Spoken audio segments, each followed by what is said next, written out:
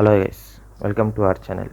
இந்த வீடியோவில் நம்ம என்ன பார்க்க போகிறோம்னா, மேலே வந்து ஒரு வீடியோ போகுது பார்த்தீங்களா. ஒரு பையனை வந்து போலீஸ்காரர் வந்து தள்ளிட்டு அவங்க குடும்பம் கூட எல்லாம் சண்டை போடுற மாதிரி, லேடிஸ் கூட மாதிரி. அது என்ன மேட்ருனா, காரைக்குடியில் பார்த்தீங்கன்னா இந்த கை கால் இல்லாதவங்க, டிசபிலிட்டி பர்சன், வயசானவங்க, நடக்க முடியாத ஆளுங்க, கண்ணு தெரியாத ஆளுங்களெல்லாம் வீட்டாண்டில் போய் ஓட்டு சேகரிப்பாங்க கவர்மெண்ட் சைட்லேருந்து, அதாவது எலெக்ஷன் கமிஷன் சைட்லேருந்து.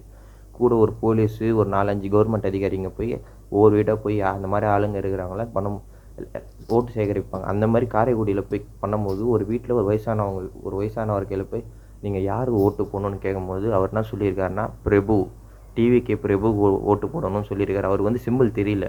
அப்போ இங்கே என்ன பண்ணணும்னா, விசில் சின்னத்துக்கு போடணும். விசில் சின்னத்துக்கு போடாமல் கை சிம்பிளுக்கு போட்டிருக்காங்க. அந்த சிம்பிளுக்கு போட்டாங்க. சரி, ஒரு வாட்டி அந்த மாதிரி தெரியாமல் பண்ணிட்டாங்கன்னா கூட, 2வது வாட்டி அவங்க பொண்டாட்டியாண்ட போய், அம்மா நீங்கள் யாருக்கு ஓட்டு போடணுமான்னு கேட்கும்போது கூட அவர் என்ன சொல்லியிருக்கிறாங்க, டிவிகேக்கு தான் சொல்லியிருக்காங்க. மறுபடியும் அதே மாதிரி தான் போட்டிருக்காங்க. இது தப்பாக இருக்குதுன்னு சொல்லி சுற்றி இருக்கிற ஆளுங்க வந்து, ஒரு லேடிஸு ஒரு பையன் வந்து இப்போ கேட்கும்போது அந்த போலீஸ் அதிகாரி அந்த பையனை பிடிச்சி இப்படி தள்ளி விட்டு, இதெல்லாம் பேசாதீங்க, இதெல்லாம் நீ பண்ணக்கூடாது, வீடியோவில் எடுக்கக்கூடாது, தப்பு கிஃப்ட் பண்ணுறான். நீங்கள் பண்ணது தப்பு, அதை நீங்கள் ஒத்துக்கலை. அவர் என்ன சொல்கிறாருன்னா, லேடிஸ் ஆண்ட போய் சண்டை போடுறாரு. சண்டை போட்டு என்ன சொல்கிறாருன்னா, போலீஸ் ஸ்டேஷனில் போய் கம்ப்ளைண்ட் கொடுத்துக்கோன்றாரு. அதாவது போலீஸ் ஸ்டேஷனுக்கு எதுக்கு போவாங்கன்னா, ஜென்ரலாக மக்கள் ஆண்ட ஏதாச்சும் சண்டைனா தான் போலீஸ் சண்டை போவாங்க. போலீஸ்கிட்டே சண்டைனா போலீஸ் ஸ்டேஷனில் போய் என்னென்னு கம்ப்ளைண்ட் கொடுக்குறது? நீங்களே காசு வாங்கிட்டு வேலை பார்க்குறீங்க அந்த கட்சிக்கு. இப்போ அங்கே போய் பண்ணாலும் அதே தான் பண்ணுவாங்க. ஆனால் கம்ப்ளைண்ட் எழுதி விட்டு அமுச்சிடுவாங்க, அவ்வளோதான். தயவுசெய்து சம்பளத்துக்கு வேலை பாருங்க, இல்லை போட்டுன்னு ஒரு யூனிஃபார்முக்கு வேலை பாருங்க. அதை தவிர்த்து எந்த ஒரு கட்சிக்கும் அவங்க கொடுக்குற காசுக்கும் வேலை பார்க்காதீங்க.